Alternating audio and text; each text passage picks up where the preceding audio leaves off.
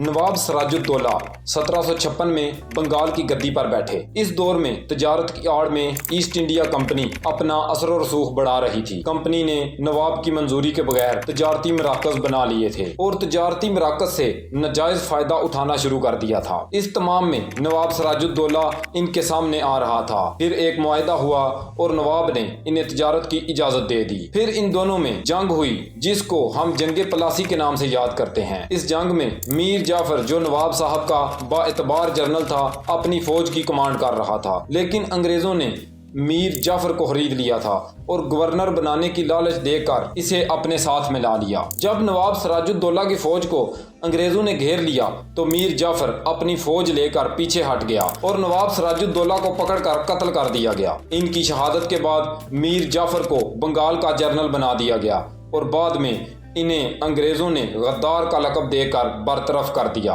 फिर एक वक्त आया और इसी मीर जाफर का पड़पोता पाकिस्तान का पहला सदर बन गया। 1955 में मेजर जनरल सिकंदर मिर्जा को पाकिस्तान का गवर्नर जनरल बना दिया गया।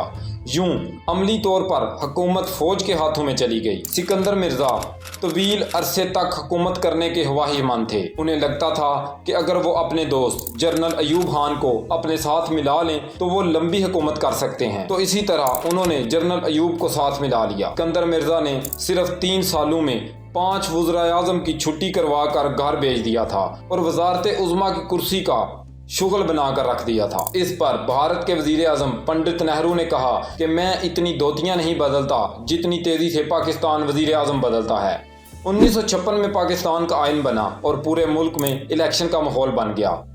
ये बात मुल्क के लिए तो खुश आइन थी, मगर सिकंदर मिर्जा और जनरल अयूब परेशान थे। उन्होंने वही किया जो एक घबराया हुआ इंसान करता है कि पूरे मुल्क में मार्शल लॉ लगा दिया। जब जनरल अयूब ने समझा कि इनकी हुकूमत तो सिकंदर मिर्जा के सर पर चल रही है तो उन्होंने सिकंदर मिर्जा की भी छुट्टी करवा दी और उन्हें जिला वतन कर दिया। सिकंदर मिर्जा की बदकिस्मती देखिए कि वो इंसान जो कभी कपड़ों की तरह वजीर आज़म बदला करता था, फिर यूं हुआ कि उसको मुल्क से ही दरबदर कर दिया गया। वक्त बदला और सिकंदर मिर्जा को वतन की मट्टी भी ना नसीब हुई और 1969 में लंदन में वफात पाई और ईरान के दारुल हुकूमत तेहरान में दफन हुए।